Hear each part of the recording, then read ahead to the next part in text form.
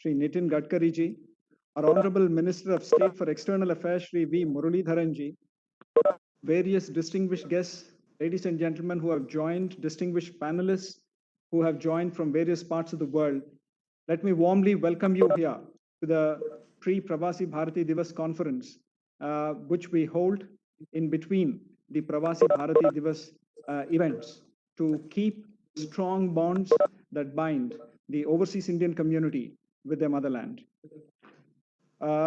Today, I have a particular pleasure in welcoming you to this conference on the theme of targeting $5 trillion Atma Nirbhar Bharat economy by boosting the MSMEs. Ladies and gentlemen, today's conference on this important event, you would recall that the government of India has set out this target of taking the Indian economy to $5 trillion GDP over the next 5 years. Earlier this year, keeping in view the socio-economic repercussions of the COVID-19 pandemic, Honorable Prime Minister of India had announced the Atma Nirbhar Bharat initiative, or the Self-Reliant India initiative, to give a push to domestic manufacturing sector and to position India as an alternate low-cost manufacturing destination in the world. Needless to add, MSMEs are key to this important initiative. The stimulus package of nearly $270 billion launched by the Honorable Prime Minister under this initiative aims to not only mitigate the socio-economic impact of the pandemic in the short term, but instilling confidence in our businesses and industries, making our manufacturing globally competitive and embracing both investment and technology. Today, we are gathered here with this illustrious panel who have distinguished themselves as leaders of thought and business in fields that span a range as diverse as the geographical expanse from where our panelists come from. With experiences as varied and rich as yours, we are certain that discussions today will set a template for the overseas Indian community's contributions to our reform process, exemplified by the Atma Nirbhar Bharat Abhiyan. We are hopeful that we'll be able to engage with you as responsible stakeholders in our socio-economic initiatives, and that our diaspora will be able to contribute immensely towards the government's vision of achieving the intended objective. Namaskar. May I now invite Honorable MOS Shri V. Muralidharan ji for his inaugural address. Sir.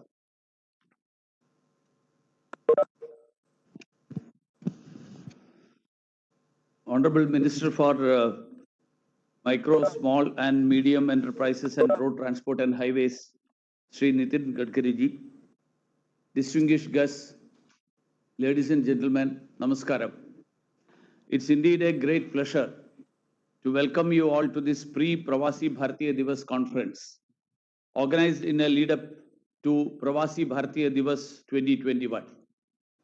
At the outset, I must express my heartfelt gratitude to Honorable Minister for MSME, Shri Nitin Gadkari ji, for gracing this event. Sir, it's our honor and privilege to have you for today's program.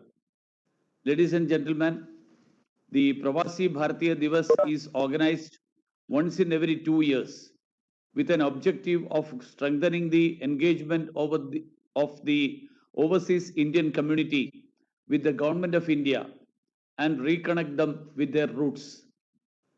The 16th PBD convention is scheduled to be held in January 2021 on the theme Contributing to Atma Nirbhar Bharat.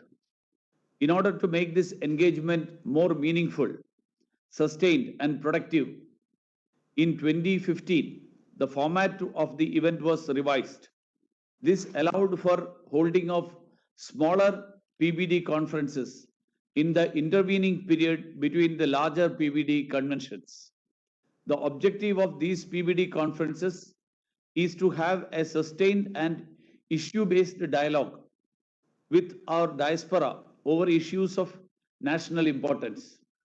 Over the years, these conferences have helped us establish strong connections with the overseas Indians and has provided them with the pathways which allow them to contribute effectively to the task of nation building. We are here today to deliberate on the larger objective identified by the Government of India, that is achieving a $5 trillion US dollar economy by 2024 under the framework of Atma Nirbhar Bharat or Self-Reliant India. This conference, which bring together prominent diaspora business leaders and CEOs of MSME companies across sectors, will allow us to discuss the current and future opportunities in the MSME sector to give a boost to the Indian economy. This becomes especially important in the face of the ongoing COVID-19 pandemic and the degree of uncertainty it has introduced in our socio-economic landscape. Ladies and gentlemen, at the very early stage of the COVID-19 pandemic, Honorable Prime Minister of India, Shri Narendra Modi ji, gave a clarion call for self-reliant India or Atmanirbhar Bharat, which emphasized on a comprehensive civilizational self-renewal. The Atmanirbhar Bharat initiative is aimed at not only mitigating the economic impact of the pandemic, but instilling confidence in our businesses and industries, making our domestic manufacturers globally competitive, integrating our domestic agriculture and small farmers with global food supply chains, and opening the markets to increased incoming investment and technologies. The idea of self-reliance or Atmanirbharta does not mean seeking self-centered arrangements or turning the country inwards. What it aims to achieve is ensuring India's positioning as the nerve center of the global supply chains. Through building self-sufficiency, we intend to contribute towards mitigating disruptions in global supply chains by enhancing availability of products where we have the capacity and build capacities where we have the potential to do so. Ladies and gentlemen, the Government of India is distinctly aware that to achieve our intended degree of self-reliance, we will have to strengthen our MSMEs, which form the backbone of Indian economy.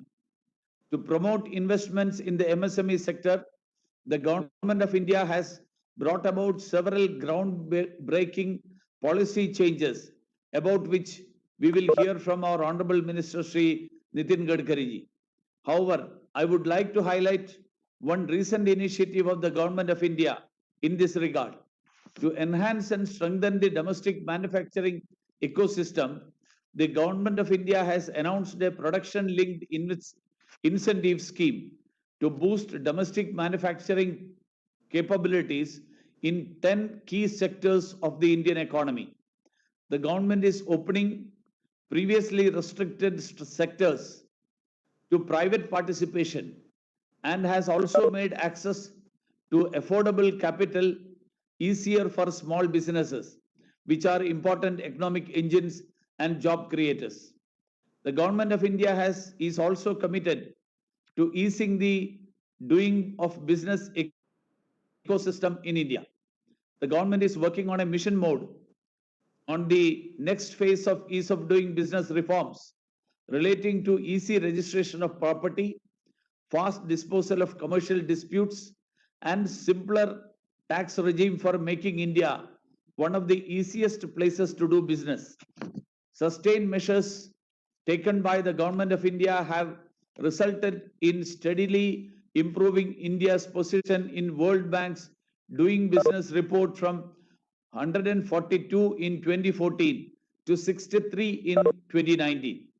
Ladies and gentlemen, in line with the philosophy of Vasudhaiva Kutumbakam, we have also ensured that fruits of our development is shared with the countries in our near and extended neighborhood.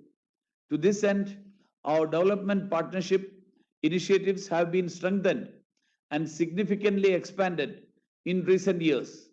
Development assistance in the form of lines of credit is extended by the Government of India to developing countries around the world under the India Development and Economic Assistance Scheme. More than 300 LOCs worth 30.66 billion US dollars have been extended to 64 countries in various sectors of socio-economic development.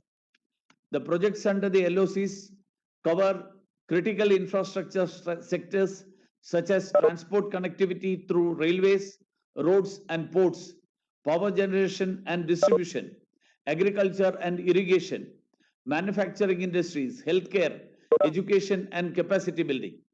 Since LOC projects are to be executed by Indian companies with certain mandatory Indian content, they also contribute towards boosting exports of Indian goods and services, providing crucial market access to hitherto untapped markets and regions. MSMEs are primed to take up the opportunities that these LOC projects provide and help to successfully showcase India's expertise in project planning, design and execution, and assist the Indian industry in projecting itself as a viable and technologically sound partner of developing countries in diverse sectors. In this way, LOCs have helped to promote Make in India initiatives and have also helped to promote new sectors of Indian industry. Further, they can help our MSMEs thrive and in the process lead India towards the $5 trillion Atma Nirbhar Bharat economy. Ladies and gentlemen, the COVID-19 pandemic has emerged as an unprecedented threat to the economic foundations of the nations across the globe. It has exposed vulnerabilities in the global supply chains. It has made countries reassess their vulnerabilities, especially in the healthcare infrastructure, availability and affordability of life-saving medicines, as well as in the critical healthcare products. India stands ready to collaborate with the world in addressing these vulnerabilities. Even during the pandemic, India worked to boost the pharmaceutical production, especially of hydroxychloroquine and paracetamol, to respond to growing global demands. We supplied medicines to 150 countries. Our medical teams were deployed to neighboring countries who were in distress. Because of our proactive assistance to the countries in need, India has come to be seen as the pharmacy of the world.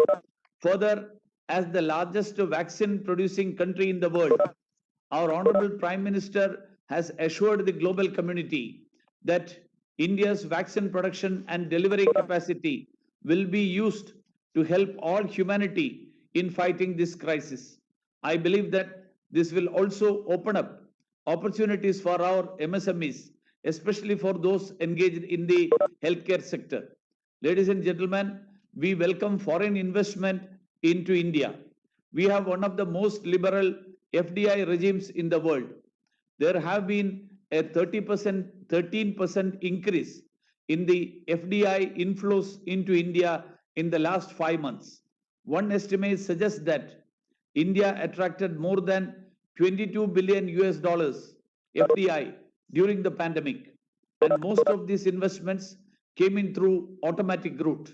I must again emphasize here that we will be happy to work with the potential investors from across the world, including through our National Investment Facilitation Agency, that's the Invest India, which has recently won UNCTAD's prestigious United Nations Investment Promotion Award for the year 2020.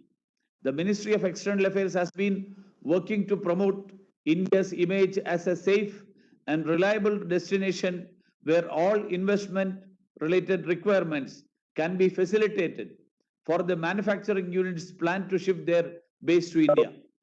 Our missions and posts abroad are in the forefront of this effort. They will be happy to work with you in facilitating trade and investment flows with India. Further, efforts are also on to identify newer lines of goods and services, as well as new destinations where India's exports can be enhanced. Ladies and gentlemen, the Indian manufacturing sector has been opened up to investments in the form of finance and technology, given the rebound in domestic demand and the promise it holds. the manufacturing sector of India is expected to fetch high returns in the future. To this end, we look forward to engaging more meaningfully with our diaspora on the issue area, seek their recommendations and suggestions for providing a further boost to our initiatives, as well as invite them to actively participate in the Indian economy as responsible stakeholders. It's my hope that the discussions today will help us forge a sustainable framework for meaningful engagement with tangible outcomes. Thank you one all. Thank you, sir, for that address. I now have the pleasure to invite our co-chair today, Shri Nitin Gadkari ji, Honorable Minister of Micro, Small and Medium Enterprises and Minister for Road Transport and Highways. We look forward to hearing you, sir. Welcome. My ministerial colleague, Sri V. Muralidharan ji, officers from the Government of India, estimated panelists, and overseas Indian community, very good evening to all of you. I am really delighted because I know the participation and contribution of particularly the Apravasi Bharatiya Indians, particularly in the development of our country. Pravasi Bharatiya Divas, I remember, this is really one of the historical event. We always remember, and this is really give a good indication of Indian culture. And at the same time, the people from abroad of Indian origin, they coming to India, and that was really a great pleasure for all of us. First of all, I am giving my all best wishes to all of you. Regarding making the Indian economy of $5 trillion, this is the mission of Honorable Prime Minister that to 2024, we want to make Indian economy $5 trillion. And that is India is the fastest growing economy in the world. India has got the trained engineering, young talented manpower number already available in the country. As far as the development of industry is concerned, the four important sectors are very important: water, power, transport, and communication. As far as power is concerned, we are surplus now. We are making a lot of green power. Actually, we are working on solar power, and huge projects have already taken by government and the private sector for making green power in India. We are power surplus. Water is available. There is no problem as far as water is concerned. The third important thing is communication. The communication point of view also, India is now doing excellent thing, particularly now we are going for 5G, and our all network is already established to the regional up to district level, not only up to district level, but it is going up to the village level and it's available. The fourth is transport, that is infrastructure, where I am also in charge for that. Whenever you meet with any Indian from any state, just ask him about the road sector. Our road sector is moving very fast. Once a time when I taken charge as a minister, it was coming to 3 kilometers per day. But even in COVID period also, we are now making it 30 kilometers per day. And our target is to make it 40 kilometers per day. We are making green express highway, 22 green express highway, new alignment. We are making one express highway between Mumbai to Delhi. Already 50% of work is completed. And within 2 years, I am confident that we are going to complete this project, by which it will be access control express highway of 12 lane cement concrete road, and where first phase is 3 plus 3, 6 lane. And it will be possible for you to get from Delhi to Mumbai within 12 hours. We have going to completed the Meerut Express Highway, Meerut Delhi. Actually, in front of Swaminarayan Mandir, the highway is of 16 lane. Actually, previously we have taken time from Meerut to Delhi 4.5 hours, but after January, we are going to start this project. It will be only 45 minutes. We are making the highway from Delhi to Amritsar and Katra, a new green alignment, and that is the highway where we can go by 6 hours to Amritsar. So the way in which we are also going to start the highway between Chennai to Bangalore, new highway, express highway, access control. We are making a lot of road, making 4 lanes, 6 lane, 8 lane, making express highways. So the road infrastructure is very important. And now we are connecting road to the ports, airports, and railway stations and the district places. This is very important. The all ports are connected by now highways, express highways, and it is very important as far as the transport is concerned. We are trying our level best to how we can reduce the logistic cost. Now in Indian scenario, we are importing 8 lakh crores of crude oil. As a transport minister, it is a pleasure and pride for me that presently we are working on biofuel, ethanol, methanol, biodiesel, bio-CNG, electric, and hydrogen fuel cell also experiments are going on. It is a pleasure for me now. Today we have electric cars, electric bikes, electric auto rickshaw, and electric buses are becoming very popular in India. Today our automobile industry's turnover is 4,50,000 crore. All prestigious brands from the world, they are all present in India. And we are just now in the process of clearing the policy, scrapping policy. And I'm confident within 5 years, India will become a manufacturing hub of automobile industry. All brands of the world are already present in India. And as far as the talented manpower, at the same time, development of different type of raw material, research, designs, everywhere, this industry is going to be number one in the world. I am confident that regarding the fuel sector, presently we are allowing from making ethanol from sugarcane juice, from making ethanol from molasses. But now we are giving permission to make ethanol from rice, corn, and food grain. We are also in the process of making of second generation ethanol. Presently we are purchasing, adding 10% ethanol in petrol, but we will get only 5%. So actually, for adding to petrol 10%, we need 1,600 crore liter of ethanol, where our capacity is coming up to 500 crore liter. So there is a huge potential for industry to making investment for making ethanol. The other important thing is now we have decided, we are in the process now. It is a laboratory, it is already proven to adding of 10% ethanol in petrol and diesel. So again, requirement will be increased by 2,000 crore liter. Then we are also, as a transport minister, I have taken a decision to give priority for flex engines. Just like Brazil, USA, and Canada, people can use either ethanol or petrol 100%. So again, there will be a great requirement. We have special buses from Scania. Actually, that was on 100% bioethanol. The Bajaj and TVS has already manufactured the bikes on 100% bioethanol. We have electric bikes. At the same time, a lot of development is going on LNG, CNG. We are now converting diesel buses from CNG. And for long-term truck transport, we are using LNG as a fuel. At the same time, now a lot of companies are in the process of making of electric truck. And there is a huge potential is available. Already 15 days before I launched the JCB way on CNG. So my suggestion is there is a huge potential and demand is available as far as the alternate use of alternative fuel in automobile industry, in the construction equipment, and even in aviation also. The Praj from Pune, they have successfully making bio aviation fuel from ethanol. So already Air Force has taken the trial and trial is proved. We have taken one SpiceJet flight from Dehradun to Delhi by the help of Dehradun Petroleum Institute by using 25% bio aviation fuel. So my suggestion is there is a huge potential is available in the sectors.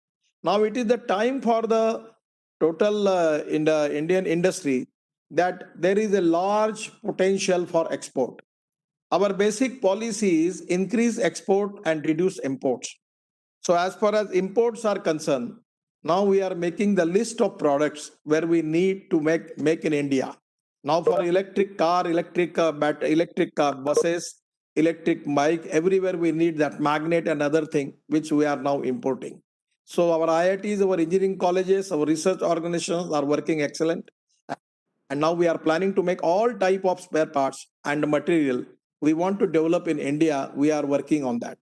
At the same time, in health services, you know that India has got a huge potential. We have a big population, and that is the reason that there is a huge potential available. So in the health services, making of all type of this new innovation in health services.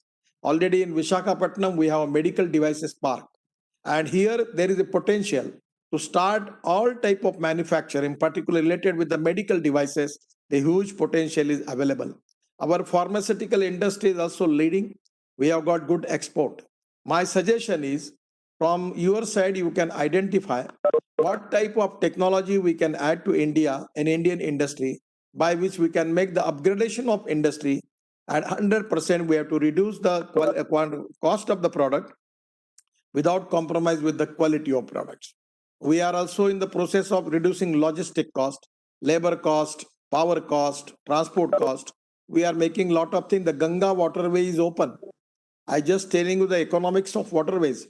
If the going by road, the cost is 10 rupees, going by railway is 6 rupees, going by waterways is only 1 rupees. And now we are planning to use methanol as a fuel in waterways, which is we are getting from coal. So 100% there is a huge potential. So we have already started our transport to Bangladesh from waterway. Ganga waterways from Varanasi to Haldia is completed. After Haldia, Bengal Sea is there. Then Brahmaputra dredging is also we are completed. Already 9 places, the Ro-Pack services are already open. Then at the time when I was Minister for Shipping and Ports, we also go to Bangladesh also and Mungli port, and we completed the dredging. So by waterways, now there is a connectivity to Southeast Asia, Northeast to India, and everywhere we can go up to Myanmar, China, Malaysia, Indonesia, everywhere. So there is a huge potential. Actually, the seaplane, amphibious seaplane has already started for going to Vallabhbhai Patel Memorial, particularly in the Narmada River, where there is a service is already started. We have got lakes, dams, and a lot of opportunity that 10,000 amphibious seaplane, there is economic viability, we can use it. Even for water transport also, there's a huge potential is available. So my suggestion to all of you, that Indian economy is really a developing economy. We are the fastest growing economy. The innovation, entrepreneurship, science, technology, research, skilled and successful practices. We name it as a knowledge and conversion of knowledge into wealth is the future for the country. 100% I know that. The Indian people, particularly who are in USA, UK, everywhere in the global, anywhere in the world, they have got tremendous knowledge as a power. So by that knowledge, we can upgrade the technology. The manufacturing sector is very important. Presently, on our GDP, there is 14 to 16% contribution from agriculture and allied industry. Then 22 to 24% contribution from manufacturing sector, and 52 to 54% from the service sector. Now, MSME contributes 30% of GDP that MSME contributes. 48% of the export of the country is from MSME. And up till now, we have created 11 crore jobs. Our village industry's turnover is 80,000 crore. Now, my idea and our vision for Atma Nirbhar Bharat, where we want to fulfill the dream of our Prime Minister Modi ji, we need to make the village industry turnover up to 5 lakh crore. So actually in the agriculture, rural, tribal and 115 aspirant district where GDP contribution is very, very negligible. So our priority is to develop handloom, handicrafts, honey, the Madhubani painting, lot of what the history and Indian culture about it, about what are type of different type of handloom and handicrafts is available. So now just 3 days before I was in the conference of CI, and they make an agreement with the Amazon. The Amazon is exporting MSME material of 70,000 crore from India to the world. So there is a huge potential. By upgradation of the technology, by innovation, by research, everywhere there is a potential. Now presently we are all facing the problem because of COVID-19. And here we need positivity and self-confidence. But at the same time, our economy, there is the impact of COVID-19. We need liquidity, investment. And you know that the investment in MSME is very attractive. Now we have already given a good package to MSME. 3 lakh crores of special loan we are giving to MSME. But fund of fund is one of the important project where we are giving 15% equity to successful MSME, those who have good record of GST, income tax, and bank turnover, and where we will add 15% to them as a equity, and they will go for the capital market and raise the fund. I request you that Indian MSMEs are doing excellent jobs. So whatever the MSME, we are making rating of MSME, and after that we will give them this fund of fund. That is our equity from the government, and by which they will enter into the capital market to get the capital. My request to all of you, please invest in good MSMEs. Those who are doing excellent job, you will get good returns. I know what are the returns you are getting in your country. As compared with that, to invest in MSME, there are good returns are available because in Indian scenario, our interest cost is very high. I know that regarding rupees dollar fluctuation, this is one of the problems. But to invest in India is very beneficial. Now we need to increase the liquidity in the market. We want to create more employment potential. We want to increase growth rate. And 100% we are now developing the infrastructure where Prime Minister is giving us a target of making of infrastructure of 111 lakh crore infrastructure we are developing in the country. So my suggestion is India is a destiny for good investment. You can take your technology to India. You can make joint ventures. You can make investment in Indian industry, in the manufacturing sector, either it is automobile sector, anywhere as your choice. There is a huge potential. And I feel that the people like you who can contribute to Indian economy by investment, by taking your technology to India, making joint ventures, and even you can start your projects in India. We are transparent, time-bound, result-oriented, and corruption-free. As a minister, I will promise you, if you have any problem, please come to me. We will resolve your problem. We are taking a lot of preventive measures that how we can make our system transparent, time-bound, result-oriented, and at the same time corruption-free. So this is a golden opportunity and win-win situation for both the sides. I will request all of you that this is an appropriate time for you to invest in India. I don't need to elaborate, but you know that the whole world is not very much interested to deal with China. So the next second alternative available is India. Availability of huge raw material, availability of talented young manpower, engineering manpower, availability of water, transport, communication, and power. Already it is there. So in this situation, it is a win-win situation for everybody. We can make all type of products here. There is a huge potential in different fields. And now I will try to make a book where which are the atoms we are importing and where is exactly the potential for the technology and for innovation, for the new investment, where we can increase our export. I feel that you are the best judge for that. I really giving my thanks to our foreign ministry and particularly Muralidharanji and our minister Shankarji, that the way in which they are presenting our all proposals, programs to you, it is really a great thing for the mission of Atma Nirbhar Bharat. We need your cooperation. At the same time, I am confident it is a win-win for both. So this is really a great achievement for the Ministry of Foreign Affairs for organizing this type of Pravasi Bharat Divas, and by which giving you the platform for development and for taking investment and bringing technology in the country and making the helping the Indian exports, particularly the handloom, handicrafts, honey. We are really trying where different type of models we are working. We have got now, I'm telling you, in Khadi, we are making Khadi denim. And Levi's is the company in USA, they are purchasing all our Khadi denim. We have just designed the chappal and shoes by using the silk. Good job. And my suggestion is Khadi is becoming very popular in India. Now all abroad, for the export point of view, there is a huge potential for Khadi also. So my request that in any field where you are interested, please, this is the appropriate time and golden opportunity for all investors to invest in India. You can bring your technology, you can make joint venture for upgradation of the technology, and even you can start your own industry in India. It's really a red carpet to all of you. Once again, I'm giving my all best wishes to all of you, and 100% from my ministry. We are ready to cooperate, and whatever the problem you have, please tell us. We are all with you, and with the help of all stakeholders, we will make Indian economy globally number one. Atma Nirbhar Bharat is the mission of our Prime Minister. 2024 is the limit, and 100% I am confident that we will fulfill that. Though presently we are facing some problem because of COVID-19, but I am confident that in due course of time we will win over this COVID-19. We will win economic war. I remember always two songs, one of Atal Bihari Vajpayee. We remember always he's our inspiration and motivation. Atalji's song was Kadam se Kadam Milakar Chalna Hoga. The second, I remember Koshish Karne Walon Ki Kabhi Haar Nahi Hoti. And the third important song is Hum Honge Kamyab.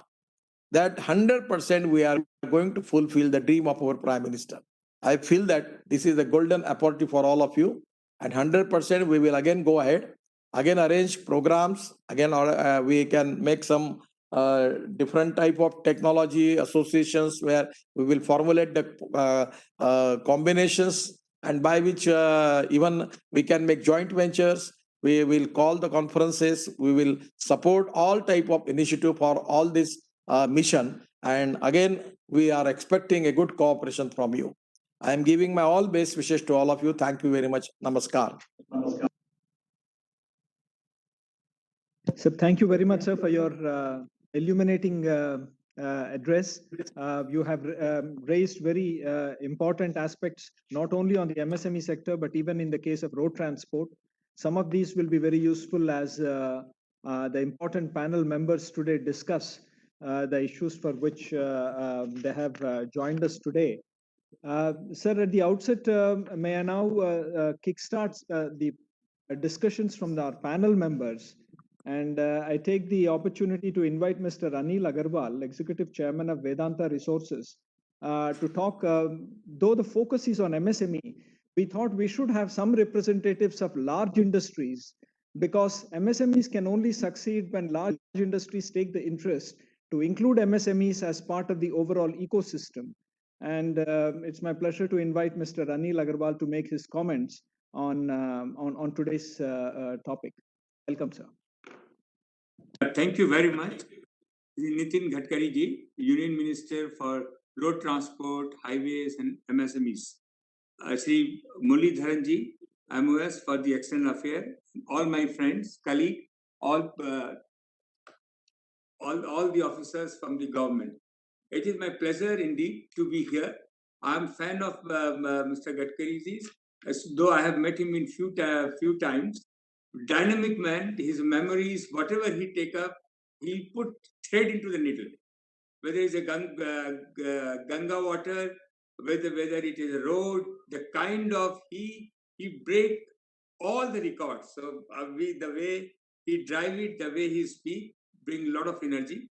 I'm one of the MSMEs which grown into the large industry. I migrated 20 years back out of India.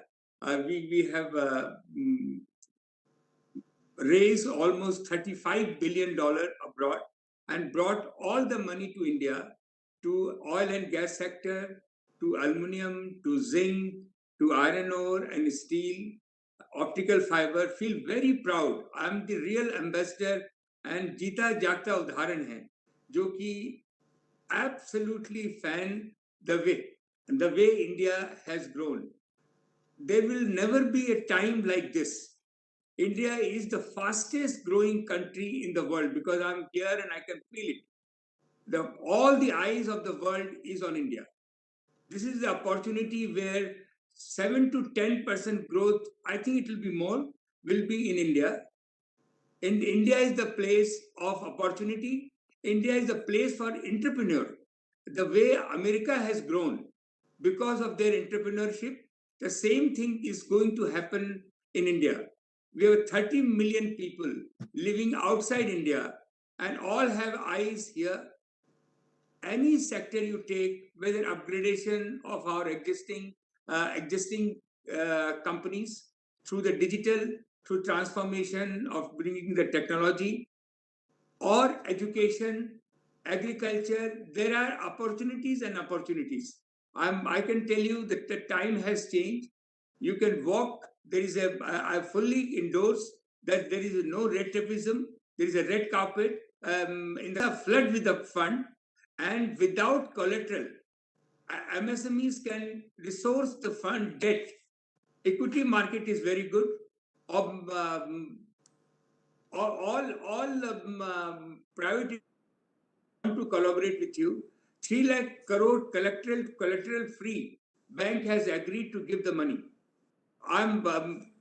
In my industry, I'm a natural resource industry. I produce silver, I produce oil and gas, copper, aluminum. We have 3,000 SMEs, almost 500, and we are giving them the equity. We are buying back their goods. I'm the real promoter because the way and India has to go, and anything which you are expert in, I invite all of you, please come. As Mr. Gadkari says, you can walk into him, you can walk into me, and I can assure you there are hundreds of industries, hundreds of, and literally it's a risk free because this is the only country. I know that I have only 5 minutes, so but I really appreciate the way this has been organized. If I can uh, be of any use for the commitment of MSMEs, we have several programs in our company, and Vedanta is fully committed going forward to make sure that our country grows. In our big sector, we are the only producer of oil and gas in private sector. There are big companies can come in the oil and gas sector. With that, lot of SMEs can come.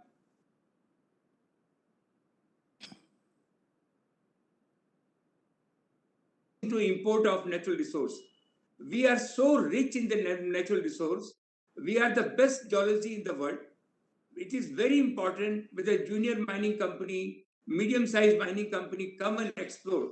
Government is coming out with a phenomenal reformation where you can have the junior licensing for the exploration. So we have a Vedanta Spark program which we are developing. So I have to stop here. I can see the 5 minutes is over. So Mr. Gadkari, thank you very much for coming here. And we are really fan of you. And the way you have said, you have encouraged entire MSMEs. I had a lot of things to say, but everything you have said. So beautifully articulated. And with your lecture, I can tell you, a lot of people will inspire and people will come and invest in India. So thank you very much. Thank you, Mr. Agarwal, for those comments and for highlighting how big business has an important role to play in involving and building the ecosystem for MSMEs in India and indeed globally, and keeping in view that all major Western economies, MSMEs have made signal contributions not only to the GDP and jobs, but also to innovation, and how large companies like yours play an important role in fostering MSMEs that are part of their ecosystem. May I now request Professor Jagadish N. Seth, Professor of Business at Emory University and a Padma Bhushan awardee this year, to address the gathering and to talk about the importance of MSME sector, not only in the US, in other contexts, and how MSME can be a significant growth driver even during critical periods like the ongoing pandemic. I welcome Professor Seth.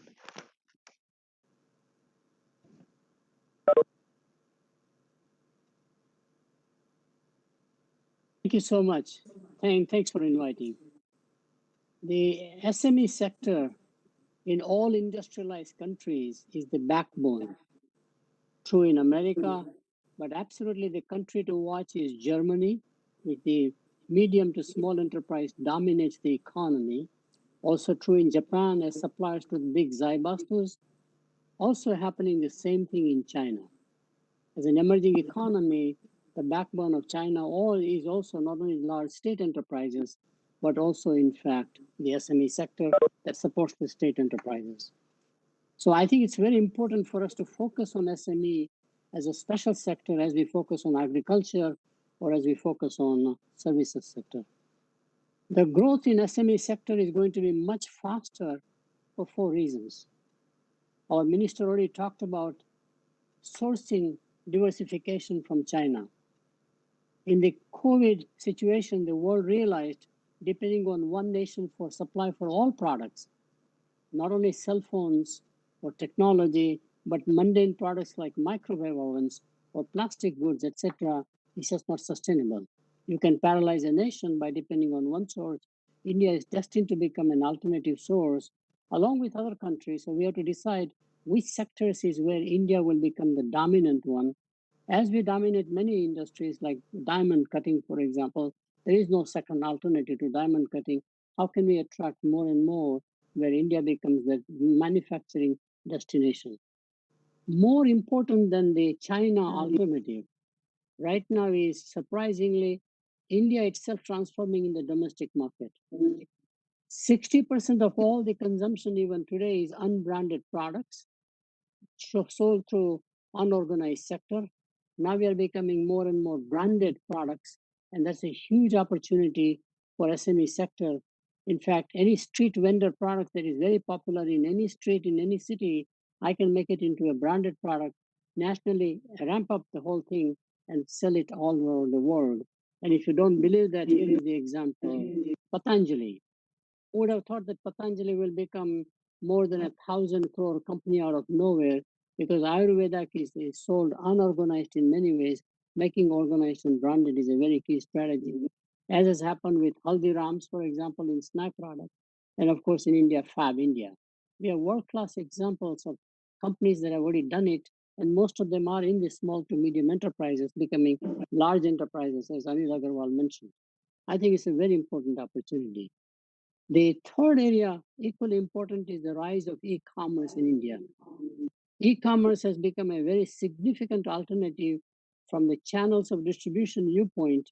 And I think that's a very key one, because e-commerce does much better in small to medium towns where there's no other alternative. So it's very important that one focuses on e-commerce. Flipkart of the world in India, for example, Amazon of the world, they can take you all over the world, and etc. So we have e-commerce platforms that need to be leveraged for small and medium enterprises. And the last one, and a very important one, is that the next generation is outsourcing, doing at home. In my generation, and I'm 82 years old, we made everything at home. So the raw material we bought was the only calculation in GDP. The value added at home was not calculated in national accounts. But today the young generation does not know how to cook, how to clean, or even raise child. All of those are becoming outsourcing mechanisms, and there's a much bigger amount of outsourcing potential which is calculated in the GDP, and it's all basically small to medium enterprises, surprisingly. So my view is that small and medium enterprises in India is like a rough diamond. What can one do to polish the diamond and get the brilliance out? So from a rough diamond valuation to actually, in fact, a market value as a polished diamond, what can we do? And here are about 4 or 5 key recommendations.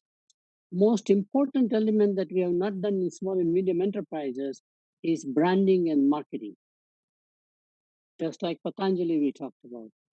There are world-class products made in India either for domestic consumption or for export, but branding is missing enormously.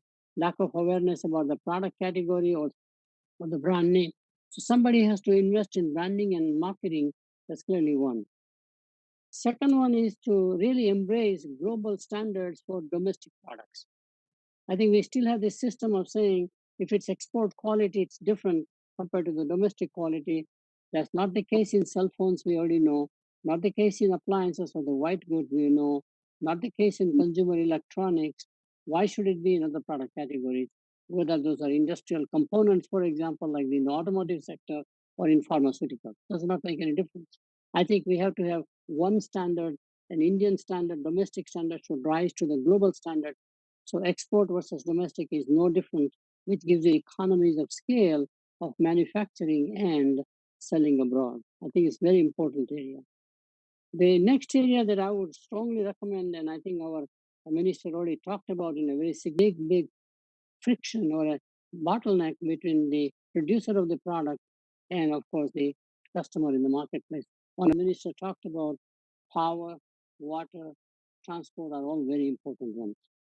But in addition to that, the logistics needs support companies.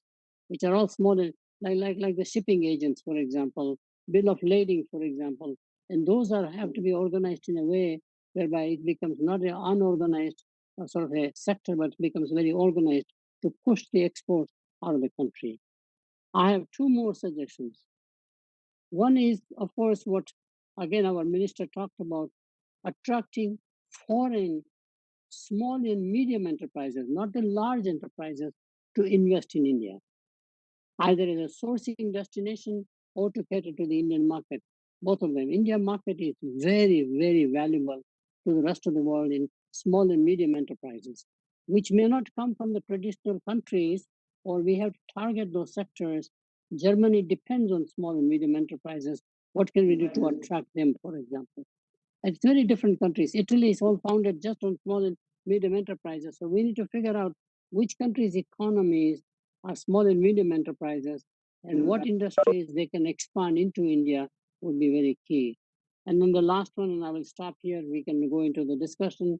I strongly believe to encourage this and get the potential of this sector, we have to create a national institute just focused on small and medium enterprises of the same level as we did with IITs of the world, IIMs of the world, national design, NID, for example, they're doing with the legal and the medical.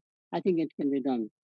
It should be the same way as the IITs and the IIMs, where every state has one of those, and would be actually where you train people to become motivated and excited about having a career into this particular sector as opposed to large global enterprises. Our IIMs do a great job, and I'm one of them. The problem is that they all want to go to large multinationals or large companies like Hindustan Liver, etc. In fact, their choice for going after small and medium enterprise, other than family businesses, where family succession planning, I think it's a great opportunity to create a resource of professional people wanting to work into small and medium enterprises. And just like IGNU that we do with the Open University, you can have locations in every capital city of the state. It can be expanded very fast. And it's a key sector, in my view, for the government to partner with the private sector and encourage them to get a growth rate faster than the national growth rate. And I clearly see this can grow on a global basis in terms of exports, etc., almost about 18 to 20% annually. Last comment and one comment. Please, while we are all excited about the manufacturing sector, remember India is a service economy. Therefore, you cannot ignore services sector either. It is both manufacturing and services. In fact, in small and medium enterprises, services sector may be dominating a little more because of the lack of capital. You don't need as much fixed capital as working capital, whereas in manufacturing, you may need fixed capital. I will just stop here and have other discussion going on. Thank you very much. Thank you, Professor Sheth, for your intervention. Very important suggestion from your side to create a national institute for MSMEs at the same level as IITs and IIMs to build the brand and to focus on marketing and to make it appealing to the youngsters to take up a lifetime in MSMEs rather than go to other large corporations. May I now invite Ms. Gunjan Agarwal, who is an astrophysicist turned entrepreneur based in Germany, to hear her MSME story and what she has to say about what could prompt our young people to move increasingly to be there, to move towards entrepreneurship, establish successful companies, and at the same time be very networked in this globalized world. Ms. Gunjan Agarwal. Hello, everyone. Very good evening to Honorable Minister, MSME, Shri Nitin Gadkari ji, Honorable Minister of State for External Affairs, Shri V. Muralidharan ji, Additional Secretary Ministry of External Affairs, Shri P. Harish ji, my fellow panelists, and all of you distinguished guests from all over the world. It's an honor to be here today. My name is Gunjan Agarwal. I am the co-founder and CEO of Gapuchi.de, an online store for handmade fashion jewelry, home decor, handmade festival decorations, and other pieces of art and handicraft. To start with, I moved to Berlin with my family in 2014. And to be honest, the first couple of years went like a flash, settling down with cold weather and learning a new language. But suddenly, like after a few years, 1 or 2 years, in 2018, it was a casual talk, and with one of my friends, and who is my business partner, and we decided to bring traditional design products made by local artists in India, and that is how Gapochi was born. Ours is a very simple mission, and which is directly helping the small and medium scale in the enterprises. So we thought that Europe or Germany is lacking in colors, and we should bring something vibrant and colorful to European homes. And at Gapuchi, we are committed to bringing such products to local European markets directly from local artists in India, without any middlemen, and passing the benefits to those who make these masterpieces. We are a small enterprise, a micro business by definition. Our business fits very nicely into Nirbhar Bharat scheme towards boosting Indian MSMEs. We wish to tap into the local for global slogan under the Atma scheme. And how can we help India achieve its target of 5 trillion US dollar in the MSME sector? My view on this is very simple. Europe has the market and India has the products. But there is a gap that can be filled when we Indians living all over the world can work together and join hands. According to me, for this, there are two aspects. First is what do we need for our products? First is we need value addition to our products. Quality has to be the best, finish has to be supreme, and packaging even better. Because we cannot sell, or we cannot even showcase our low quality. Second thing is cost. Today, most cost for a business like mine occurs in transportation of goods and custom duties. We need faster and cheaper supply chains. Second aspect is about marketing. This is slightly a tricky one. Mostly small businesses have wafer thin margins with almost no marketing budgets. Mostly, we are like unable to run large marketing campaigns in the classical sense. And it's said that whatever is shown is sold. Is sold. For small businesses, the solution is peer-to-peer marketing through social media and word of mouth. So I am trying to do my marketing campaigns by social media marketing and word of mouth. Yeah. So in addition, there are numerous trade fairs and local fests that are put up in Berlin, and we take gapochi.de to such events. Like there are social platforms like Indo-German film festivals held every year in Berlin. And since 2 years, when we have started, we are taking our company products and we are showcasing our products there. And we are getting an overwhelming response from the organic customers. And once the customer, and we have heard customers saying, yeah, the products are awesome, and they come back through our e-commerce website. To conclude, I think there is every reason why products coming out of Indian MSMEs can make it big in Europe. We just need to take care of few things, and then sky's the limit. Thank you. Thank you, Gunjanji, for that, your personal experience and what you think would work for connecting Indian MSMEs with the European market in particular, and the focus that is needed on quality, standardization, and marketing. I now have the pleasure in inviting Mr. Injeti Srinivas, Chairman of the International Financial Services Centers Authority, based in the Gift City in Gujarat. Sir, I invite you to especially enlighten all of us about the gift city, about the IFSC, and how it can be an important destination for MSMEs worldwide to, especially in the finance sector, in the insurance sector, in the banking sector, to come to India, to Gift City, to be based there in the exchanges that you have, and how you are a unified regulator, and how they can be an important bridge for access to global capital and global best practices. I invite Mr. Injeti Srinivas.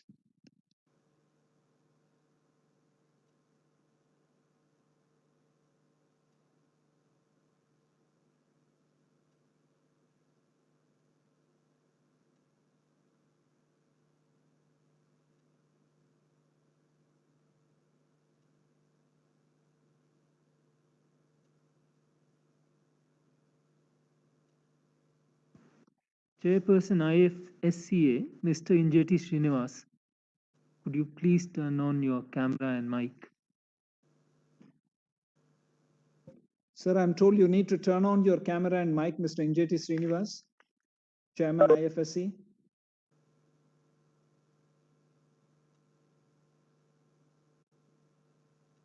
Okay, as we, there seems to be a technical issue. As we fix that, may I now take the opportunity to invite Mr. Jason Buhra of East End Foods.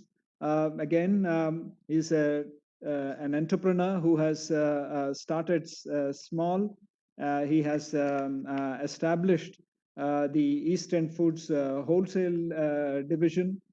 He has the experience of coming up as an MSME, growing in scale over the years. You have important life experiences to contribute to our panel discussion.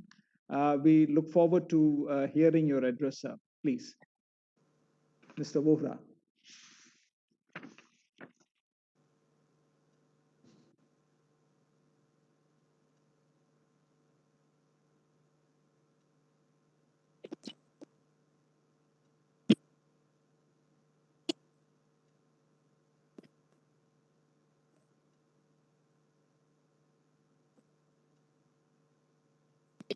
May I request Mr. Vohra to speak? Can you switch on your mic?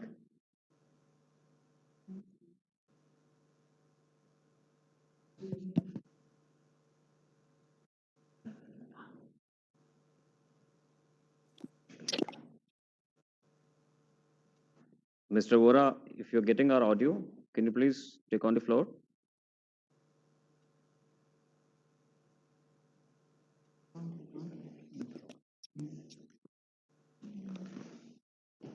What's happening?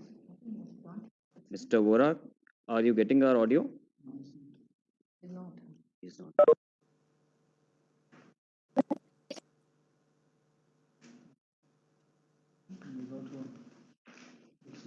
Mr. Vora, I can see him. I think you contact them offline. You contact him. Okay, there's another technical issue. May I request Mr. Abhinav Kumar, Chief Marketing and Communications Officer, Global Markets, TCS, based in Belgium.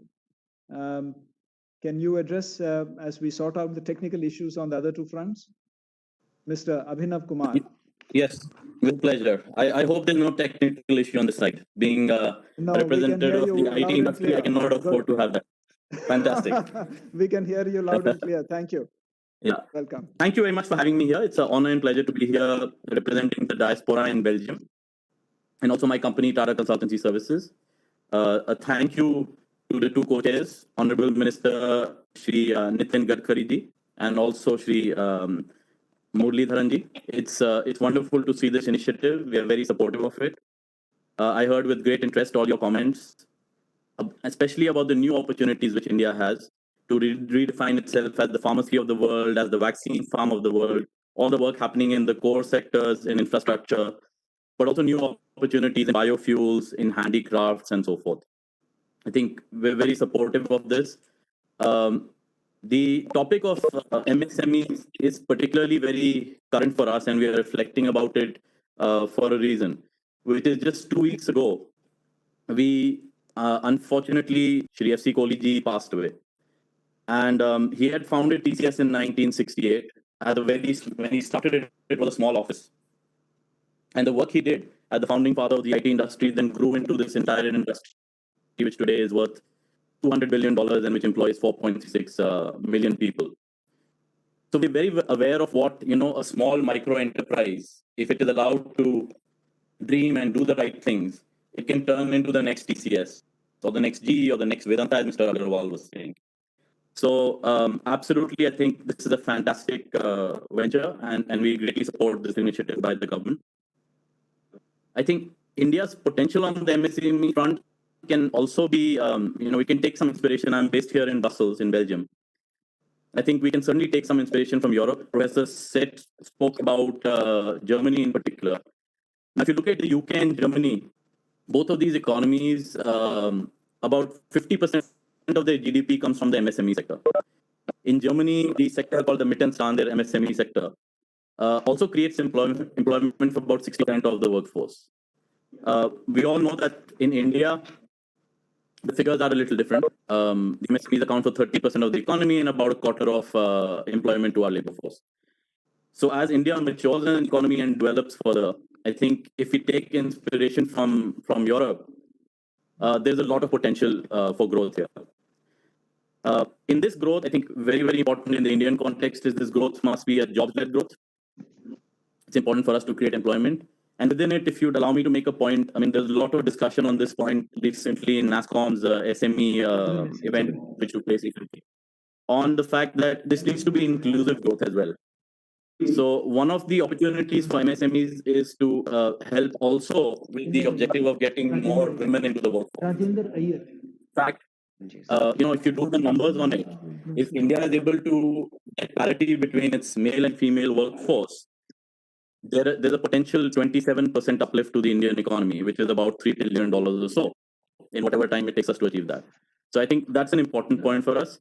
I will outline, obviously, from my industry and giving a view from that. One of the biggest opportunities we see is on the digital front. The pandemic has in particularly accelerated digital transformation. We work with thousands of companies across the world, in the United States, in Latin America, in Europe, in Asia Pacific. And all of them, whether they're large enterprises or they're small enterprises, all of them are making deeper investments in their digital business model. The network issue at the other end. Are you able to hear me or?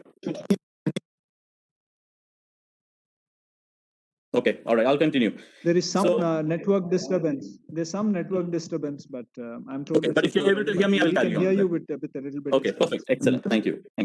So I think this acceleration of the whole digital side of things, the digital business model is something which we are seeing, which is going to grow. Even if you take it in the context of Europe, the European Commission made an estimation that if Europe is to make the right investments in some of the new digital technologies, in artificial intelligence, in the Internet of Things, in cloud and in edge computing, it can, in the next 10 years, by 2030, create an economic surplus equivalent to 14% of its GDP, which is roughly the size of the economy of the UK, which it is losing to Brexit currently, right? So we see this opportunity, but in this opportunity is also an opportunity for India, because if Europe and other places are to realize this economic surplus, the biggest stumbling block on this is access to skills. And today, on all of these latest digital technologies, India is firmly standing as the talent hub of the world. 75% of the world's talent hub on advanced digital technology today sits out of India. This is going to get more pressure in terms of demand. I think NASSCOM estimates that even in the next 5 years, the demand for people with skills on these technologies will outstrip supplies by a factor of 20. So I think we do need to think about this whole reskilling side of things as we go ahead, and that's important. On the European side, since I'm based out of Brussels, I can say there is an increased momentum and desire from the European institutions to engage with India. It's got a boost last year with the new strategy from the European Union to engage with India. And of course, the Europe-India Summit this July between the Honorable Prime Minister and Presidents Charles Michel and Presidents von der Leyen in Europe went off extremely well, charting a 5-year roadmap for the future. I think one of the opportunities which they put in there and they spoke about was potentially in the future having a digital investment summit whenever it is safe and possible to do so, perhaps next year. That's something we support. We've been talking with the Indian mission here, with Ambassador Jha and his team. And I think should this come to a conclusion and we do have this summit, it'll be very useful to have a strong role for the MSME sector within this. So I think in one last point I'll make is when we talk about what do MSMEs need to succeed, from our own experience and also from talking to many of these enterprises which we do, and the sectors which support them. I'm just trying to simplify it. What MSMEs need to succeed is another MSME. So MSME is spelled very differently. M stands for money, S stands for skills, the other M stands for marketing, and E stands for in support with exports. The money part, capital, is important to them.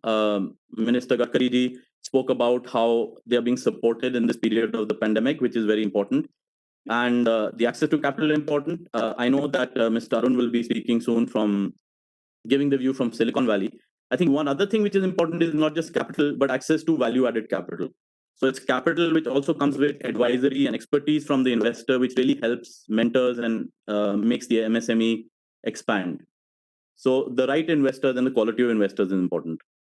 Skills, I spoke about. I think we talked to MSME, the biggest challenge is acquiring and retaining world-class talent.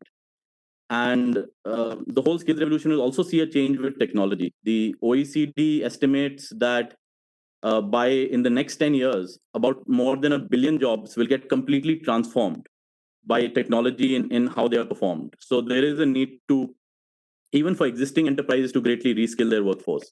So I think the skills part is extremely, extremely important. Marketing, Professor Seth spoke about it. I'm also a marketing person. I think the government of India, particularly over the last few years, has done a fantastic job in building brand India externally. The Make in India campaign helped sort of broaden India's brand from being seen as the IT hub of the world to actually as a manufacturing hub. I think there's so much potential with a lot of what you talked about on the pharmacy front, on healthcare, on renewables, to keep broadening and deepening that campaign. And that really helps the MSMEs. The last point is support with exports. I think MSMEs based in India, by nature of what they do, are good at tapping into the domestic market. But when they look to go out, and TCS did this many years ago. We set up our first office in London in 1975. And when they do so, I think so for large corporations, it's easy. Right, when we are looking to set up abroad, we have our investment offices, our public affairs offices, our sales offices, and they support it. For an MSME, their investment office is actually the Indian embassy in that country. So our missions worldwide with the MEA, they're doing a fine job on it, I think, on economic diplomacy. But as MSMEs both go stronger in the domestic market, but also go outside, I think this objective of the Indian embassies to be supportive of these MSMEs is vital to their success as well. So we are very happy to be a part of these efforts and to work with these missions in doing so. And we do commend the MEA on all the excellent work that they are doing on this front already. Looking forward to further discussion with the panel. Thank you. Thank you, Mr. Abhinav Kumar. Very important points, keeping in view the importance of fostering an MSME sector in the services industry. What needs to be done? You have given a new definition for MSME with a focus on value-added money or capital, skills, marketing, and exports, and what we need to do to foster the MSME in the service sector. Your focus on skilling, reskilling, upskilling, very important, and goes back to what Professor Jagdish Sheth said of trying to establish IIT standard institutes in every state focused only on MSMEs. I think that's an important takeaway that's coming, the need for skilling, reskilling, and upskilling that we see all around. I now have the pleasure of inviting Mr. B.J. Arun, President of TiE Silicon Valley. TiE has emerged as a mentor for Indian entrepreneurs everywhere. They carry successful experiences of entrepreneurs of Indian origin from all over the world to all over the world. They are the automatic networking conduit to learn from each other's experiences. and they have a wealth of experience in this regard. We look forward to hearing their views on what we need to do to encourage our MSMEs go global. Thank you. Thank you, Harishji. Thank you. It's my absolute privilege, honorable ministers, as well as fellow panelists. Actually talking about Thai, Gadkari ji actually spoke at our Thai Global Summit just yesterday. We have 50,000 attendees who are attending this 3-day conference. So a little bit about myself. I have been in the Silicon Valley since 1987, so 33 years in the Valley. I'm a serial entrepreneur. Most recently, I was CEO of July Systems, which got acquired by Cisco in 2018. And prior to that, I ran California Digital, which built the world's fastest supercomputer in 2004. So, been doing this. And of course, in each of my companies, one important aspect is all of these products were conceived, developed, and built in our India development centers. So our Bangalore office is where the bulk of our team was based, like we have already excelled with TCS and Infosys, et cetera. But even to be a product leader, we clearly have the ability to do that. And Gadkariji, if I may add a fourth song to your repertoire for the modern times, I would like to also add Apna Time Aayega to your list of songs. So I think, but anyway, so from our perspective, from Silicon Valley's perspective, I think the most important thing that India needs to do now is to encourage foreign direct investments, and not just foreign investments, all investors.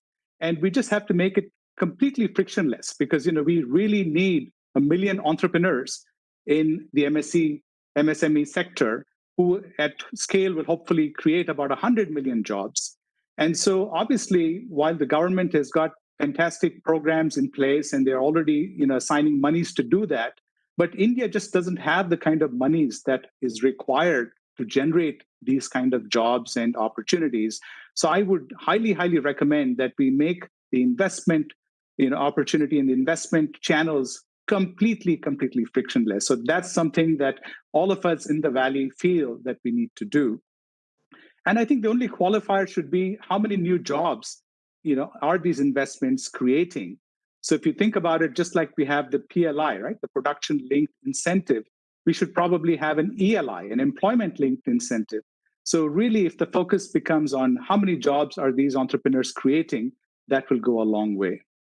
The other thing that Thai can do is, since we have 25 chapters in India all over, including in tier 2 cities, we would be happy to support entrepreneurship and fostering entrepreneurship. We are a not-for-profit, so there is no financial implication at all, and we would be happy to step up and help create more entrepreneurs and teach them how to do things.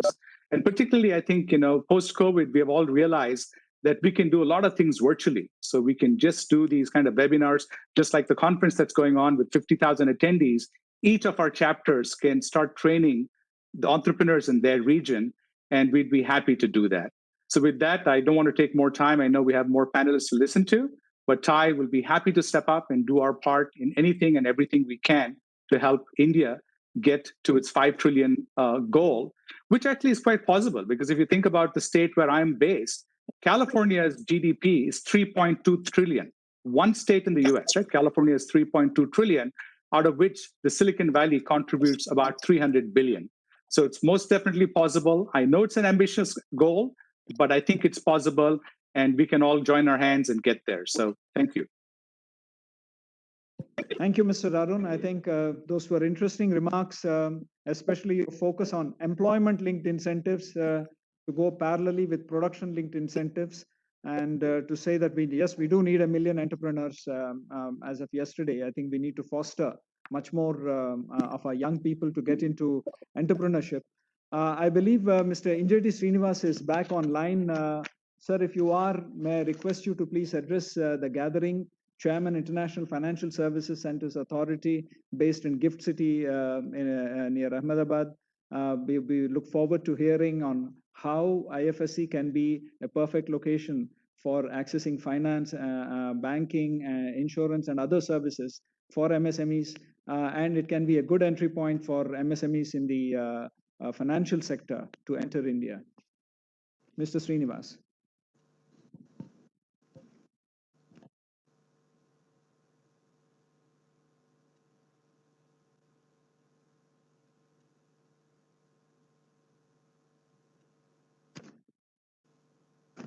Mr. Srinivas, could you please take on the floor?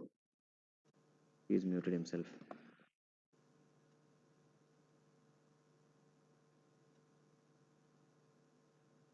Jason ko bula de. Jason is there.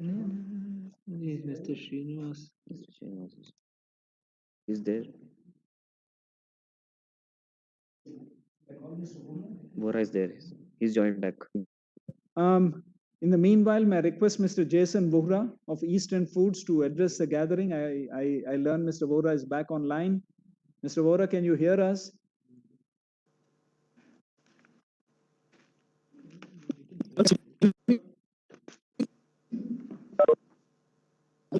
He still has problem in his audio.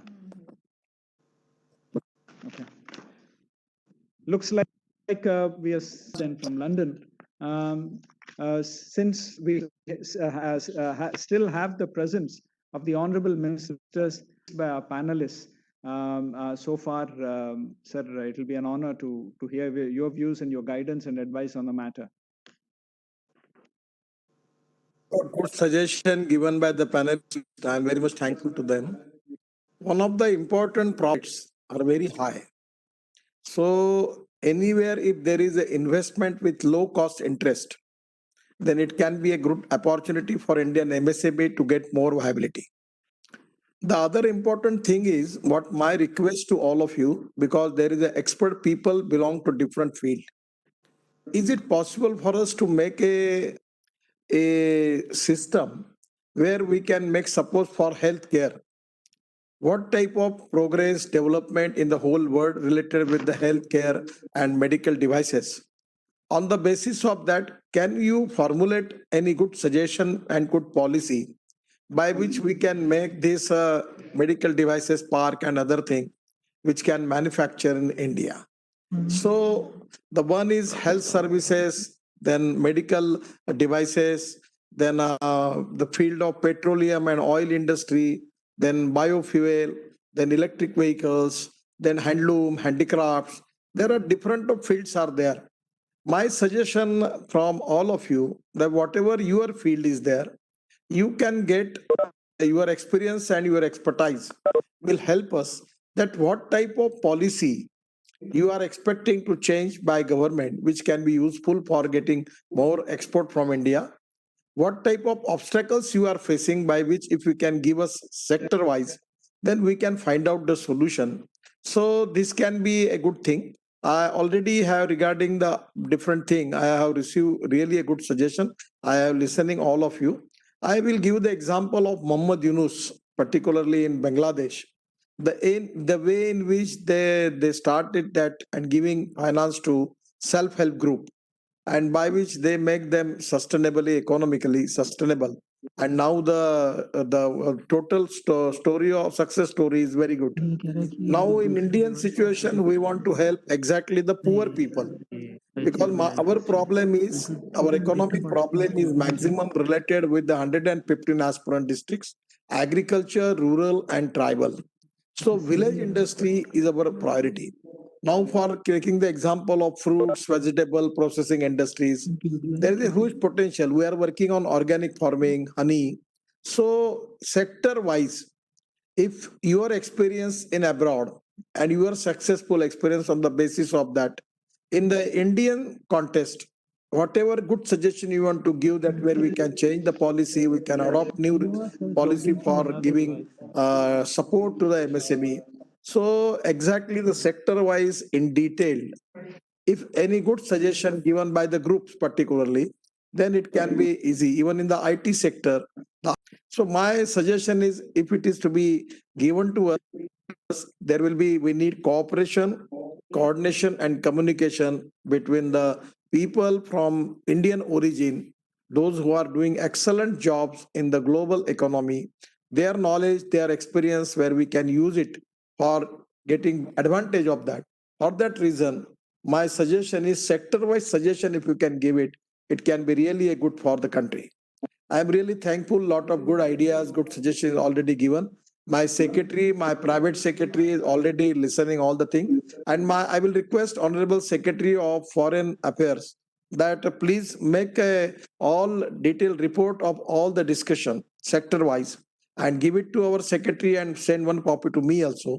And I am confident that we will take the preventive measures, we change the policy, and we are already very friendly for investment. Suppose whatever your good suggestion for related to the finance ministry also, I will also discuss the issue with the finance minister, and we will try to resolve all this issue and making a system transparent, time bound, result oriented, corruption free, and very, very friendly for investment and friendly for upgradation of technology, friendly for starting industry in India. Anything which type of your suggestion, we will seriously consider that. Thank you, sir, for those comments. Under your leadership and guidance and our minister, all our embassies are focused on what the Prime Minister has tasked our missions to focus on, the 3 T's: trade, tourism, and technology. And as Mr. Arun from Thai Silicon Valley said, MSMEs cannot afford consultancy abroad for opening new companies.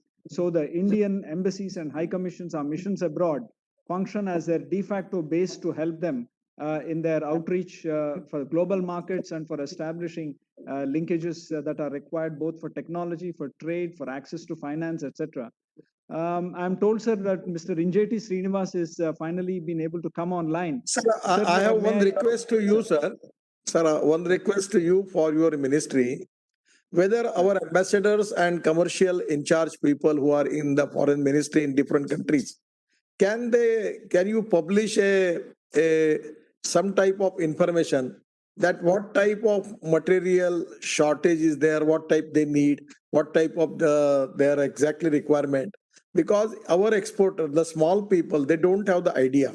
Is there is anything a monthly basis we can give this information that there is a potential that this is a shortage which in that country where you can take the advantage of this opportunity? So some type of something which we can make a communication with the Indian MSME with the help of our ministry. It can be a great thing for our people to get the export business in the global economy. Thank you, sir. Sir, we are already putting it in the India Trade Portal, sir. Okay, sir. Sir Gadkariji, there was a proposal that all the missions should identify the from our point of view, what are the imports that we can have from those countries and what are the exports that we can give to those countries. So the point that you mentioned that those places, what are the points that they want to give to India and what they would like to have from India. This sort of a listing, we are in the process of making. So our ministry is already in the process of making. I am sure that your point will definitely add to the effort that we are already on. Okay, thank you. Thank you. Thank you, sir. Sir, Mr. Injeti Srinivas, I think you're online. Sir, may I invite you to talk about how IFSCA can be a good entry point for MSMEs abroad for financial services, sir? Yeah, am I audible now, Harish? You are, sir. You are. Okay, thank you. I'm sorry for the technical snag. Honorable Minister for MSME, Roads and Highways, Honorable Minister of State for External Affairs, Mr. Harish, Additional Secretary at External Economic Relations, my co-panelists and distinguished participants. We've been talking about India's 5 trillion dream and the role the MSME can play. We'll all agree that finance is the lifeblood for economic activity.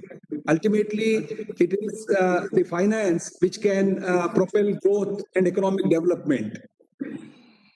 In December last year, the government enacted the IFSCA Act, by which it has set up a unified regulator, the International Financial Services Centers Authority, headquartered at Gandhinagar in Gujarat.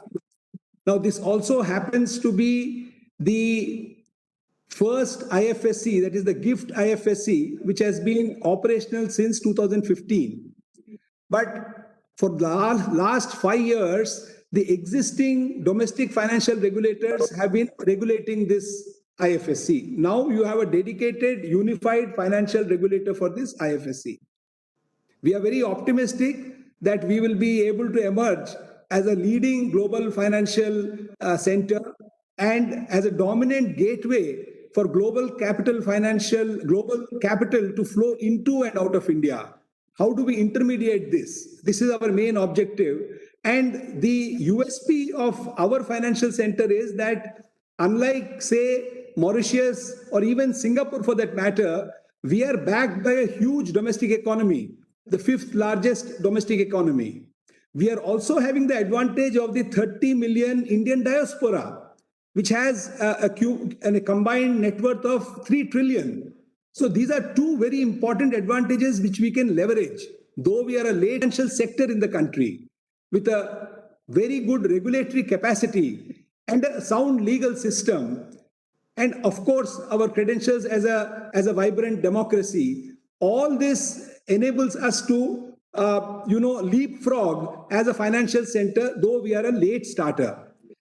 Broadly, when we say we are a unified financial regulator, I think you will have to look at this from three dimensions, because Gandhinagar, Gift City is a very much part of India. It's an integral part of India, but this is an international face of India.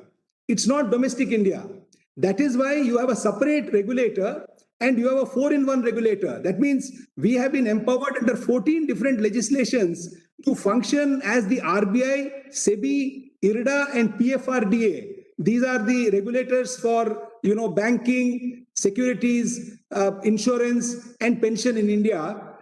As far as the IFSC is concerned, at present we have one IFSC. Tomorrow we may have another IFSC. But at this juncture, our whole focus is on 5 or 6 things where I think the Indian diaspora also will find huge opportunities.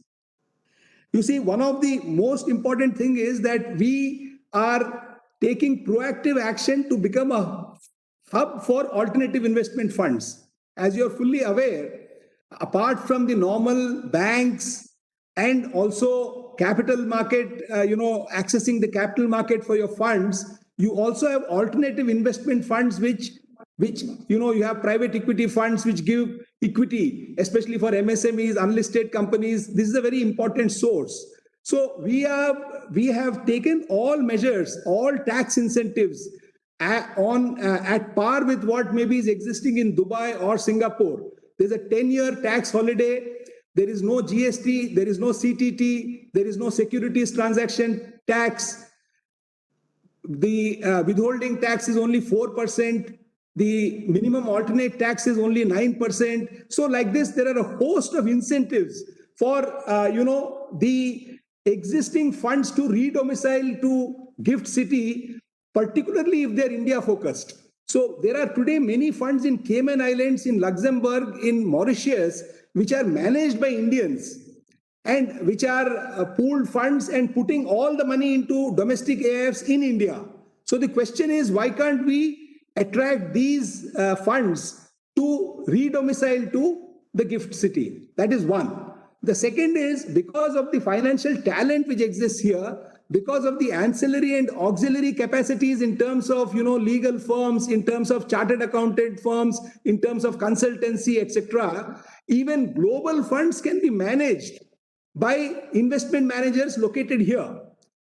There is also a possibility that the global fund can be in Dublin in Ireland, but remotely managed by the portfolio investment manager residing in the Gift City. So this is one aspect which I would like to say. And in the last 2 months, a lot of major AIFs have been in touch with us. We are focusing on sovereign funds. Sovereign funds like, let us say, Qatar has got 650 billion. So far, they've invested less than 1% of their corpus, only 6 billion into India. We have a huge potential, 11 trillion and where is 6 billion? So they work. There'll be a huge emphasis on ease of entry, exit, and operation. And we will be able to also give an attractive tax regime. And we expect that by virtue of all this, we'll be able to attract a lot of funds to come here, pension funds, sovereign funds, endowment funds, and they will then access India through the GIFT IFSC. This fund set up by Motilal Oswal or by Kotak Mahindra, and they again have another intermediary. They'll have another layer of a domestic AIF to put money into India. All that goes. So I think as a center which has the full backing of Government of India, the Prime Minister himself, when he has interacted with the global investors, has specifically, suggested to them that they can make use of this gateway into India. I think this is one area where we can do a lot. The second is that when we are talking about financial platforms, you see, MSME is unable to access external commercial borrowings that easily. Because today, for banks, when you are looking at external commercial borrowings, large corporates with treasury activities all over the world, they can access it easily. But if a small MSME chap wants, say, 5 crore, he can't access ECB that easily. What we have now done is what was not possible earlier, but possible now, since last 1 month, is that, say, a Standard Chartered Bank or a State Bank of India, which is having the branch in IFSC, can give a rupee-denominated ECB to the Indian MSME. So when you're able to give a rupee-denominated MSME, they are not worried about exchange rate fluctuations and all those things. That is taken care of the bank, and that is duly structured into the interest rate which is given to the MSME. Similarly, there is a huge potential in India for social capital, because we must understand that just like green finance has become, one of the major areas of focus for all funds, because with the climate change issues, everybody wants to go green. They won't like to give money for anything which is not green or not sustainable. Again, here, our effort is to have a efficient platform where both green, social impact, MSME, we can intermediate all these types of funds. We have also, for the first time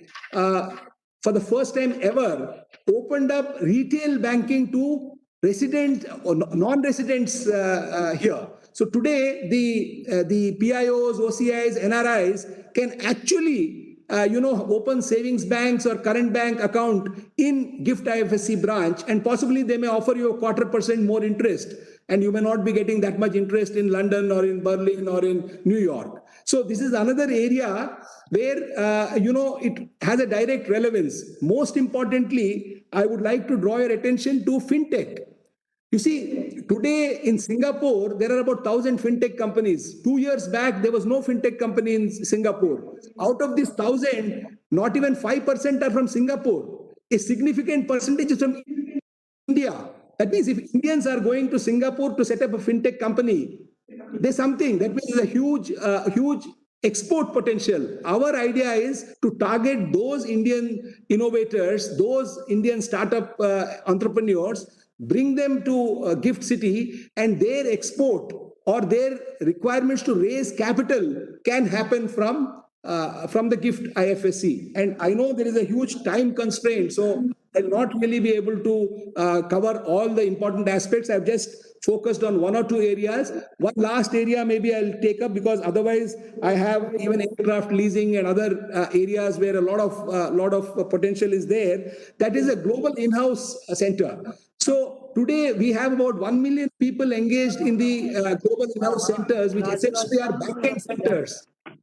back-end centers, including for financial institutions. So for financial institutions, we have said global in-house center is a financial service. By this, we expect to create 40,000 jobs in Gift City of a lower end level in the coming 2 to 3 years, maybe. Already Standard Chartered Bank, Bank of America, and many others have been in touch and seriously looking at creating jobs, 2,000, 5,000 or more in Gift IFSC. So I would say that Gift IFSC gives a huge opportunity for Indian finance specialists to come and open portfolio management services here, to do stock broking here, to do consultancy, to become investment advisors.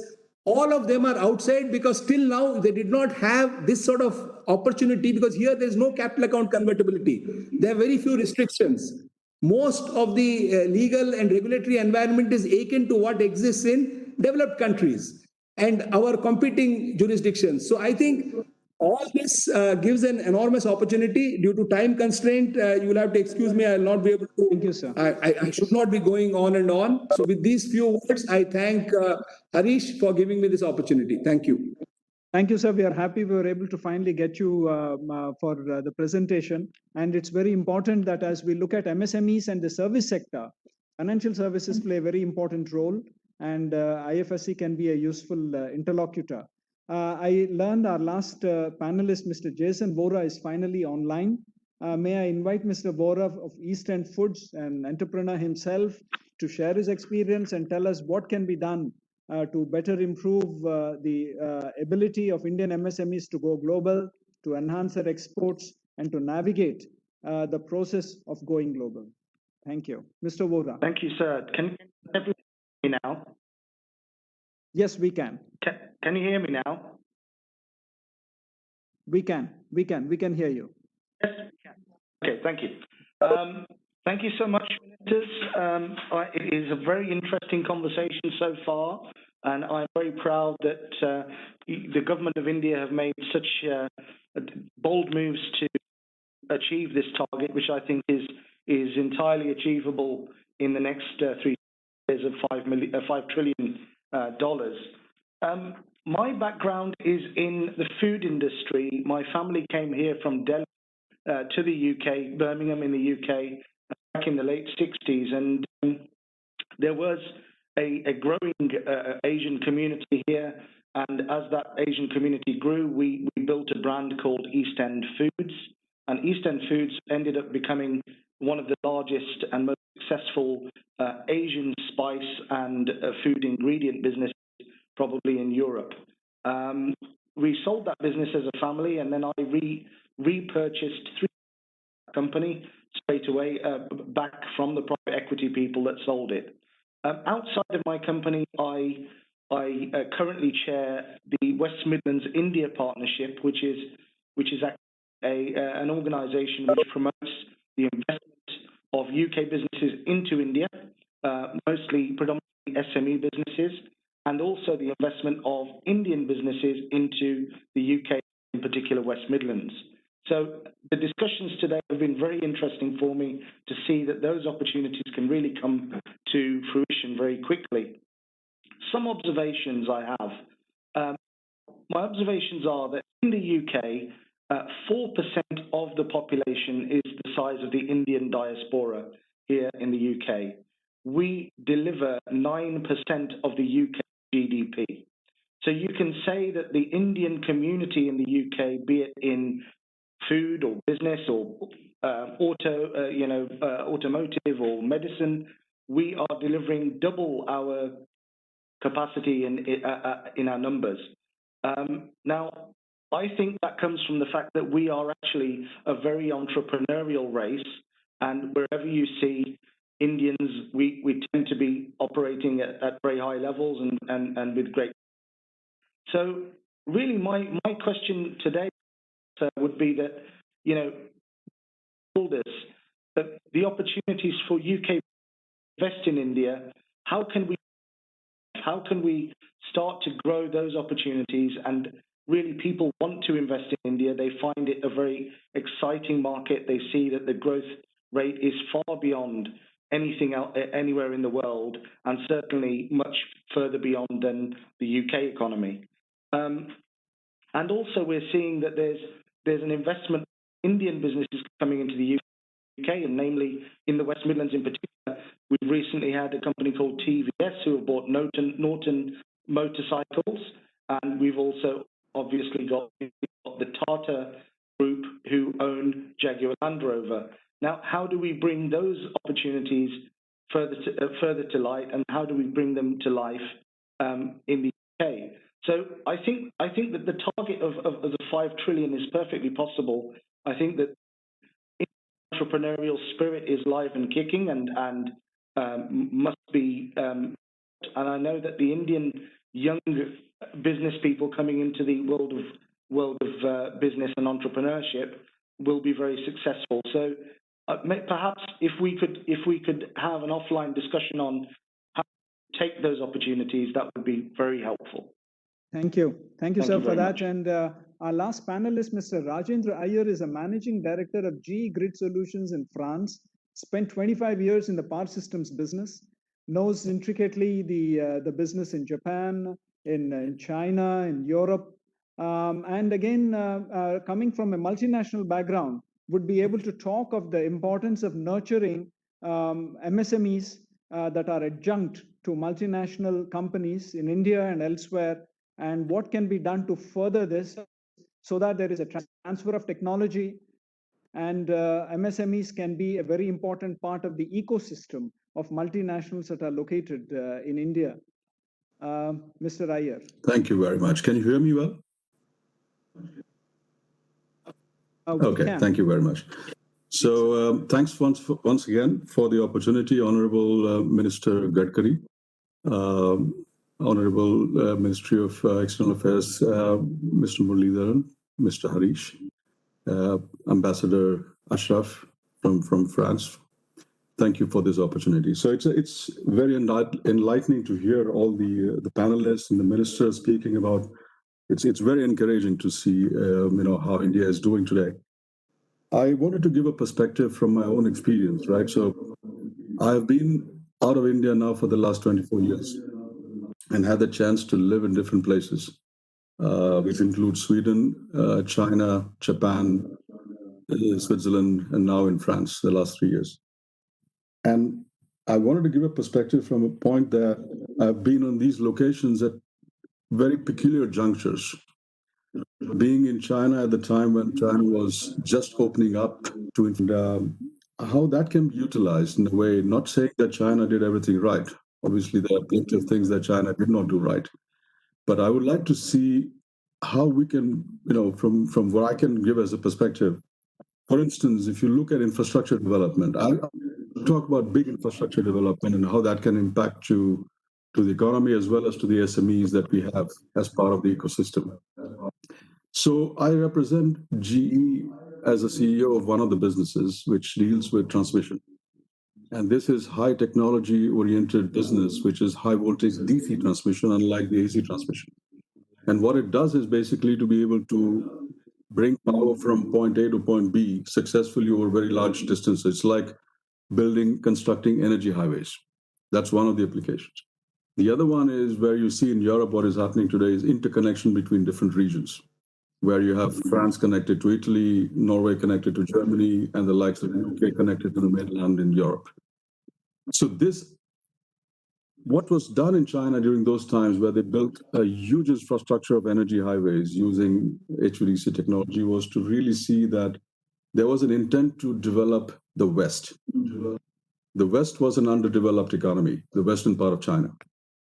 And when they developed this infrastructure, they insisted that the industries be developed along the western side to be able to sort of support the power generation, which was hydro, basically. So all the hydro generation was utilized to bring towards the coastal sides, the eastern coast, that is Shanghai, and down towards Guangzhou. So by doing this, the industries were attracted there. All the multinationals which had the technology, like the company that I represented at that time was ABB, Siemens was another one, GE was another one. So all these companies were required to work very closely with the local companies or local value providers. Over a period of time, they requested the companies to actually increase the value add in China, meaning not just being, let's say, the manufacturing or assembly hubs, but participating in designs, participating in technology development. And what India gains in this respect, India is a huge country by itself. India has more than 85-90% of coal generation, which will have to be retired over a period of time. We have invested hugely in renewable energy. We have huge plans to integrate renewable energy to the energy mix. Now, how to utilize the fact that we can actually interconnect the region in a way that we can focus on infrastructure development, not only the infrastructure development at hand, but also the regions from where the infrastructure is supposed to be built. I can give an example where we had a link between Northeast to Agra. This was a huge highway, and this was a very typical one which had to be brought through the chicken neck, the so-called chicken neck in the Indian region. Now, the careful planning had to be done to see that while developing such an important infrastructure, what are we doing to enhance the economy's concern, which are Northeast economies? How can those technologies which are required for the country going forward, how can they bring value in bringing up the economies by way of developing SMEs? Secondly, what I wanted to talk about is the energy prices. The energy prices is always an issue in a country like India, where we have this is a very sensitive issue. It is always subsidized in a way that everybody can afford, and that's fine. Now the question is, how do we engage technology and public-private partnerships while building infrastructure to be able to sort of create economies in a way that you don't need to subsidize in the end? Because what happens is when you bring in auctions for new technologies, you compromise on quality. So the infrastructure developed is not sustainable on the long run. And at the same time, there is a compulsion to subsidize energy prices. So it is kind of counterintuitive. It doesn't help to build a successful and sustainable infrastructure going ahead. I happened to also be in Japan just at the time when we had this Fukushima incident, the big earthquake that happened, and all the nuclear was supposed to be shut down. And just to give an example of how that economy is, it is an oligopoly of different service providers or utilities, which are 10 different utilities in different states, or let's say regions in Japan. Now, those regions, the prices of energy is exorbitant. I mean, it's out of any scale. And the reason for that is they have their own generation, they have their own transmission and distribution networks. And the consumers are not really able to take advantage of the energy prices across the board if they had interconnections across. So one good thing that happened after the Fukushima earthquake was to establish a cross-border kind of energy highway concept by which, if you're able to invest in Hokkaido, which is the very north, which is very sparsely populated, but if you can utilize the potential of solar and wind in that, and bring power to Tokyo, and the consumer in Tokyo has the choice to buy the power out of Hokkaido or to buy out of Kyushu or buy locally, thereby also encouraging the use of energy spot markets. Energy spot markets will bring and levelize the prices. So the question is whether we are using India in the right way for merchant lines, where you have public-private partnerships for building infrastructure for merchant lines, which levelizes the energy in a way that the government does not require to subsidize it. The problem is, if you subsidize, you kill the quality, you kill all the value that ideas that I had. And lastly, I would also talk about the interconnections that are necessary as what I see in today's Europe when I sit here leading the business. India will play a major role in development of interconnections across South Asia and Southeast Asia. The most important thing that I think India can bring, besides being a manufacturing powerhouse, which I think is important, infrastructure, as you're leading, Honorable Minister, the infrastructure development of roads is an important criteria for that. We have a huge coastline, so we have all that luxury around us. The question really is on services, digital services, how India can become a powerhouse of R&D and digital services to serve not only India, but across the board. There has to be a way in which you need to encourage multinationals not only to come here to India and build. I'm saying this, it may be a conflict of interest for my own company, but as an Indian first, I would say that it is important for India to recognize the power that India brings as a brain power, to be able to get those skills consolidated, not only for India, but for global purposes, to make sure that we are able to do interconnections across the South Asian region, across Southeast Asian region. And the perfect example of having that network is the telecom sector 4 decades ago, when they started to build the infrastructure for telecom across the globe. They laid cables under the sea. That cost of infrastructure was very high. But today, when you see 4 decades later, that cost is already paid off. So in reality, if everybody wants to have telecom free so that we can talk across to each other free of cost, we can easily do it. I feel we have the same potential in energy. We can build the infrastructure across to connect regions using renewable energy. India is the leading center for the brain power to be able to accomplish this. So I want to see that India really capitalizes on this strength, consolidates the strategy to bring technology to India, and then plays a major role in the economy. I think I'll stop here and we can open up for questions. Thank you. Thank you, Mr. Iyer. Thank you for those inputs, for the focus on digital services that you ended with, a very important aspect. I think we have reached almost the end of our time. Honorable Sir, Minister Gadkari ji, sir, if you'd like to give any concluding remarks to the group before we wind up, we would invite you, sir.